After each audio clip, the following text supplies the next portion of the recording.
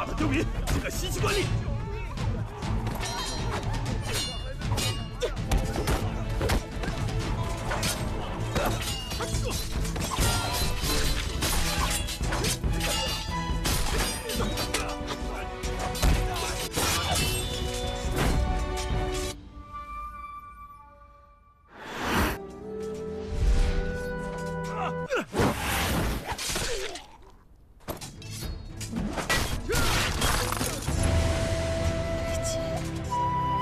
Halo, selamat datang di Aksa Movie 21. Semoga kalian dalam keadaan sehat dan selalu diberi kemudahan dalam urusannya. Kali ini saya akan menceritakan bagian 11 dari cerita General N.I. Agar tidak berlama-lama, berikut rangkumannya.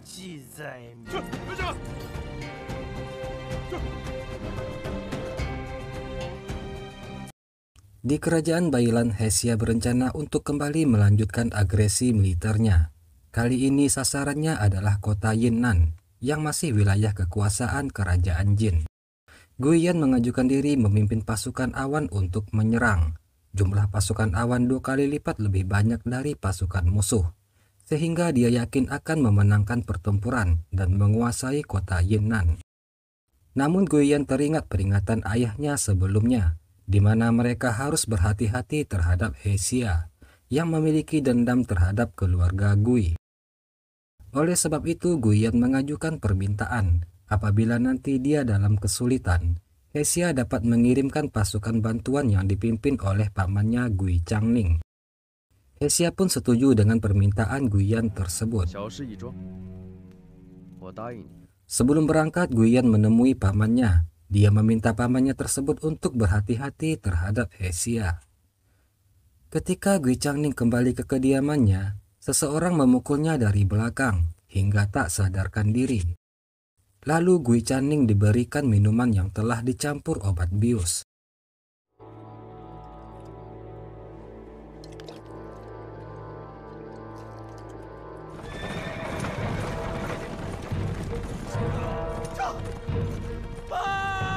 Seorang prajurit melapor jika pasukan awan disergap oleh pasukan Moran di perjalanan menuju Yinnan. Mereka meminta agar Hesia mengirim bantuan. Hesia lalu memanggil Gui Changning untuk memimpin pasukan bantuan. Namun seorang pengawal melaporkan jika Gui Changning dalam keadaan mabuk dan tidak bisa dibangunkan. Atas kesalahannya itu, Gui Changning dibawa untuk menerima hukuman. Bersamaan dengan itu, seorang prajurit mengabarkan jika pasukan awan telah musnah, dikalahkan oleh tentara Jin. Jenderal Guiyan, pemimpin pasukan awan, tewas dalam pertempuran tersebut.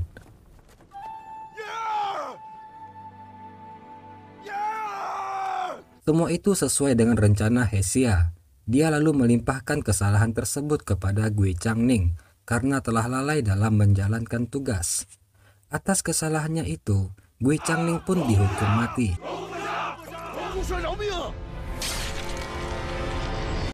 Di kasino Jiaoyan, terlihat Beiji sedang menikmati anggur. Dia merasa jika rasa anggur yang diminumnya itu tidak asing baginya. Beiji menanyakan kepada seorang pelayan dari mana anggur tersebut berasal. Pelayan menjawab jika mereka membelinya dari seseorang di hutan Prembaili, di mana hutan itu dulunya adalah daerah yang tandus. Namun 2 tahun yang lalu, seorang wanita membuat kincir air untuk mengairi lahan, sehingga sekarang tempat itu menjadi subur. Beiji penasaran dengan apa yang diceritakan oleh pelayan itu. Saat dia kembali meminum anggurnya, dia teringat jika anggur yang diminumnya itu rasanya sama persis dengan yang dibuat Ping Ting sebelumnya. Merasa jika yang membuat anggur itu adalah Ping Ting, Beiji bergegas menuju hutan Prembaili.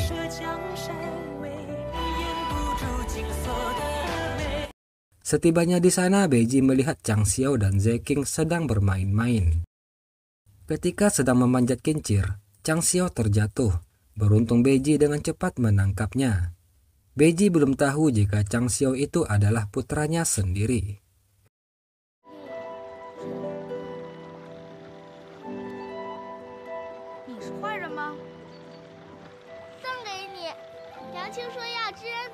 Beiji lalu mendatangi kediaman Ping Ting. Dia disambut oleh Tuan Han. Kepada Tuan Han, Beiji mengaku sebagai seorang pedagang anggur. Dia tertarik untuk berbisnis dan ingin bertemu dengan pembuat anggur di sana. Tuan Han yang curiga jika Beiji orang jahat, lalu dia mengaku sebagai pemilik tempat tersebut. Dia dan istrinya juga yang membuat anggur prem. Beiji yang masih tidak percaya, lalu berkata jika dia akan membeli tempat tersebut. Tuan Han menolak permintaan Beiji, namun Beiji terus menawar. Dia bersedia membayar 1000 tael emas. Mendengar uang yang sangat banyak, Tuan Han menjadi kaget. Dia semakin panik dan lalu menyerang Beiji agar segera pergi. Kemudian istri Tuan Han keluar dari rumah bersama Chang Xiao dan Zeking. Melihat wanita yang keluar bukan Ping Ting, Beiji pun minta maaf lalu pergi meninggalkan tempat tersebut.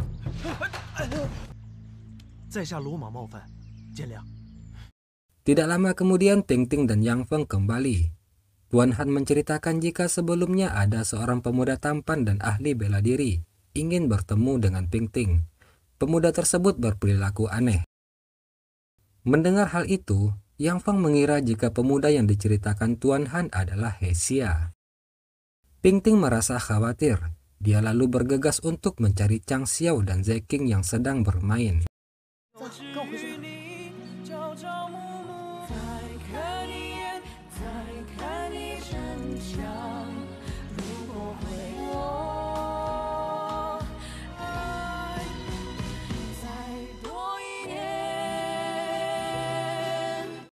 Setelah kematian Guyan dan Gui Changning, Gui Changqing berencana untuk mengirim seluruh keluarga Gui pergi dari istana Bailan.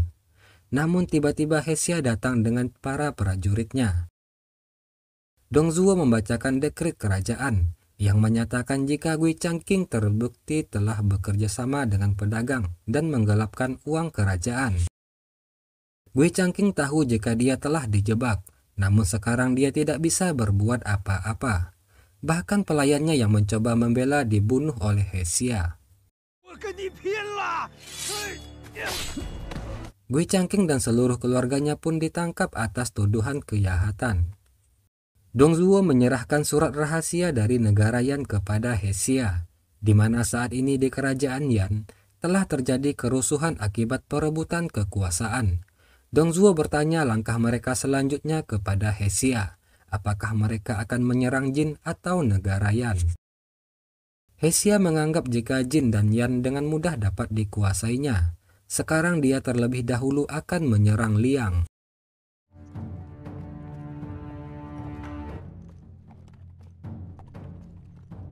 Kemudian diperlihatkan Hesia memasuki istana Liang. Setelah pasukannya berhasil mengalahkan seluruh pasukan Liang, dengan kejam Hesia lalu membunuh Kaisar Liang yang telah menyerah.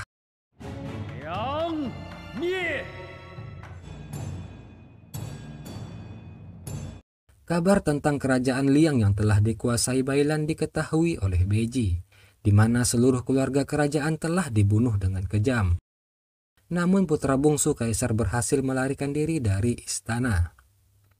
Beiji lalu menyuruh nyonya ke-13 mengirim orang untuk mencarinya.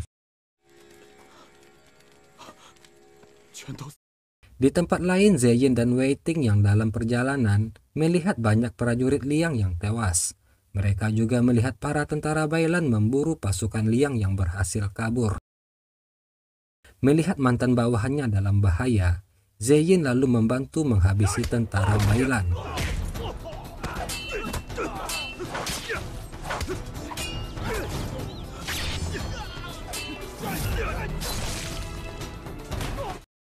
Namun salah seorang prajurit Bailan berhasil kabur dan melaporkan kejadian sebelumnya kepada komandan pasukan Bailan. Di saat melewati gerbang kota, tentara Bailan memeriksa setiap orang yang lewat. Zeyin dan Wei Ting berusaha membaur dengan kerumunan orang-orang.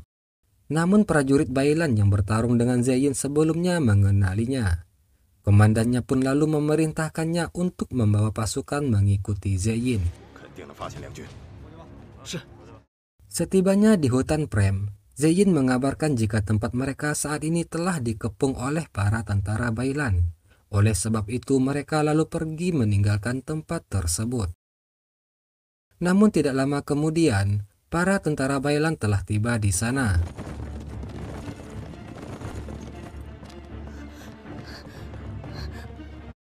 Agar Zeyin dan yang lainnya bisa kabur, Wei Ting pun menahan pasukan Bailan. Dia mengorbankan nyawanya demi melindungi tuannya tersebut.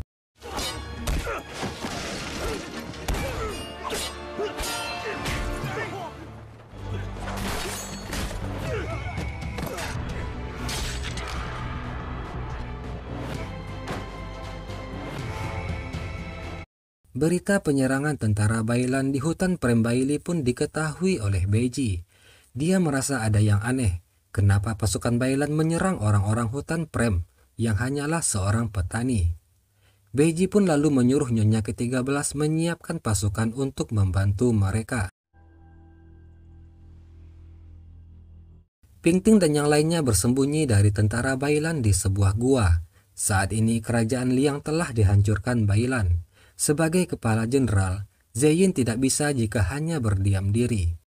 Dia akan pergi untuk mencari pasukan Liang yang masih tersisa. Zeyin tahu jika kali ini sangat sulit baginya untuk selamat. Dia lalu meminta Pingting untuk berjanji agar selalu menjaga Yang Feng dan putranya.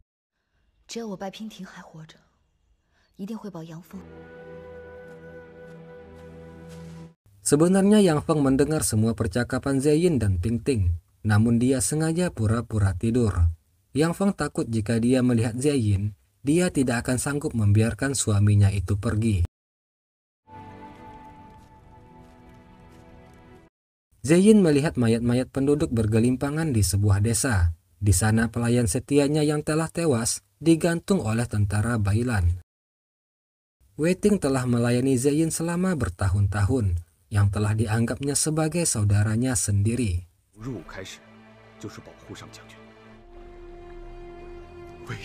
Zeyin lalu menurunkan mayat Wei Ting dan menghabisi tentara Bailan yang menghalanginya.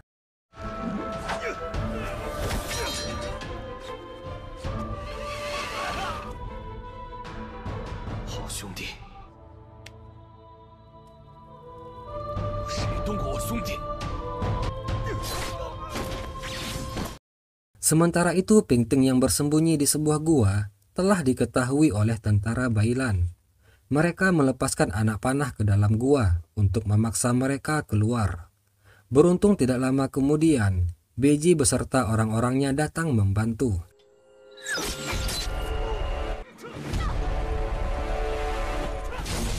Dari dalam gua, Pingting memperhatikan dan mengenali jika orang yang datang membantu mereka itu adalah Beiji.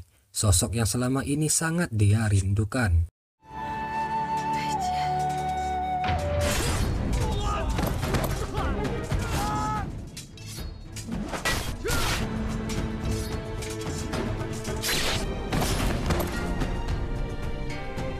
Seorang tentara Bailan melepaskan panah ke arah Beiji. Nyonya ke-13 yang melihatnya lalu melindungi Beiji dari panah musuh tersebut.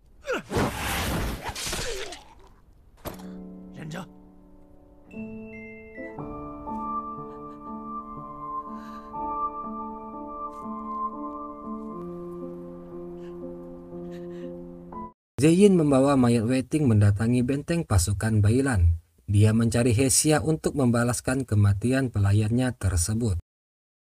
Sebenarnya Hesia mengagumi kehebatan Zeyin. Dia menawarkan Zeyin untuk bergabung dengannya.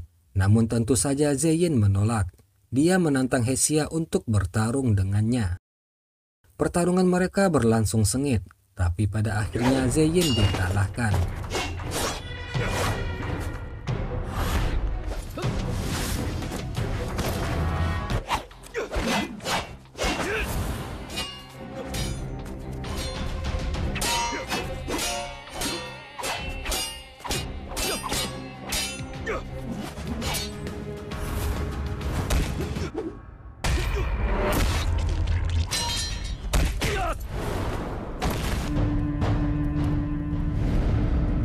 Pingting dan Yang Feng menuju sebuah desa untuk memulai hidup baru. Namun di perjalanan, Yang Feng tiba-tiba sakit. Dia sudah tidak sanggup untuk melanjutkan perjalanan. Oleh sebab itu, Pingting pun memutuskan untuk sementara mereka istirahat di sebuah penginapan. Pingting keluar penginapan mencari obat untuk Yang Feng. Namun semenjak tentara Bailan menguasai daerah tersebut, Penduduk di sana tidak ada yang menyediakan obat. Ketika Pingting kembali ke penginapan, dia mendapati Yang Feng tidak ada di tempat tidurnya. Yang ternyata Yang Feng pergi mendatangi sebuah kerumunan. Seseorang di sana menceritakan mengenai kekejaman yang dilakukan oleh Hesia, yang telah membuat penduduk negeri Liang hidup menderita. Pria itu menceritakan jika Zeyin, kepala Jenderal Liang, mendatangi benteng Liang seorang diri. Dia menantang Hesia bertarung dengannya. Saat si pria akan melanjutkan ceritanya, tiba-tiba anak panah bersarang di dadanya, yang mana itu semua dilakukan oleh tentara Bailan.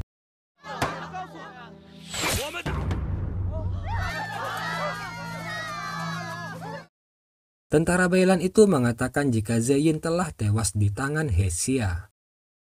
Yang Feng yang mendengarnya pun sangat terkejut. Dia tidak mempercayai jika suaminya telah meninggal.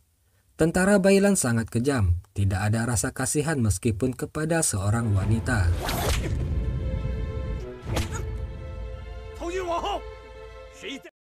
Pingting membawa Yang Feng kembali ke penginapan. Dia akhirnya berhasil menemukan seorang tabib untuk mengobati sahabatnya tersebut. Saat ini kondisi Yang Feng untuk sementara masih aman. Akan tetapi mereka membutuhkan beberapa bahan obat untuk menyembuhkan Yang Feng. Namun saat ini daerah di sana tidak ada menyediakan obat. Para penduduk takut untuk berinteraksi dengan orang asing. Satu-satunya tempat yang mungkin masih menyediakan bahan obat saat ini hanyalah Kasino Jiaoyan.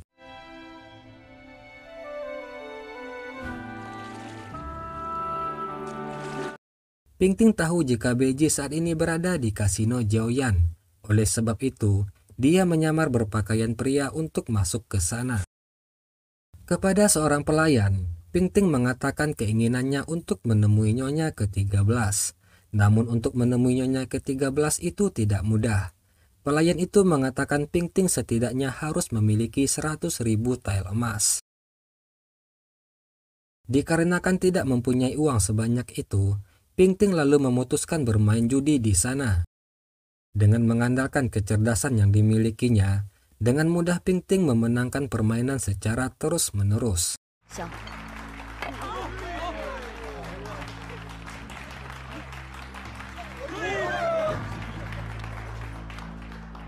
Hal itu memancing Nyonya ke-13 datang untuk menemuinya.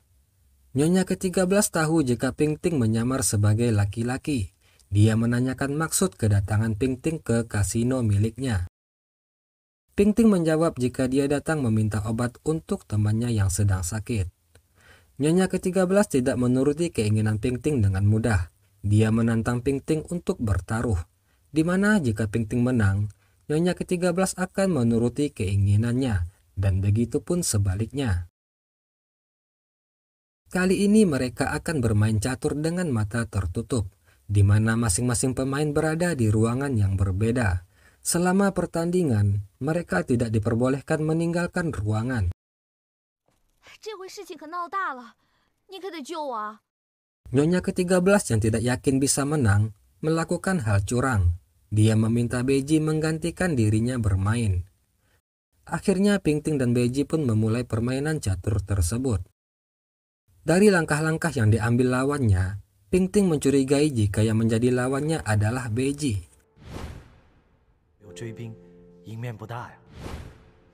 Begitupun dengan Beiji. Permainan dari lawan caturnya mengingatkan Beiji kepada sosok istrinya Pingting. Semakin lama bermain, Beiji semakin yakin jika lawan yang dihadapinya itu adalah Pingting. Hingga akhirnya permainan pun selesai. Pingting berhasil memenangkan permainan catur tersebut. Beiji berlari keluar dari ruangannya. Dia berteriak memanggil Pingting.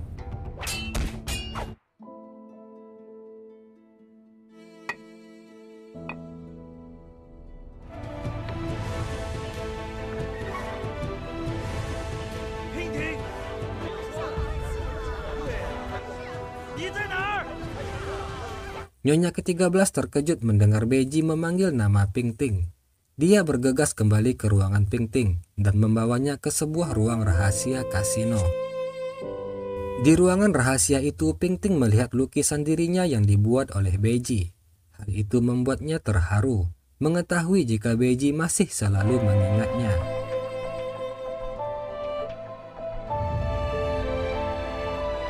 Tiba-tiba dari belakang Nyonya ke-13 melepaskan ikatan rambut Pingting. Nyonya ke-13 akhirnya mengetahui jika wanita di depannya itu adalah Pingting, istri Beiji yang dikira telah meninggal. Tidak ingin Pingting kembali bersama Beiji, Nyonya ke-13 memberikan obat yang dibutuhkan Pingting. Dia berbohong dan mengatakan jika Beiji telah menikahinya, lalu menyuruh Pingting segera meninggalkan tempat tersebut.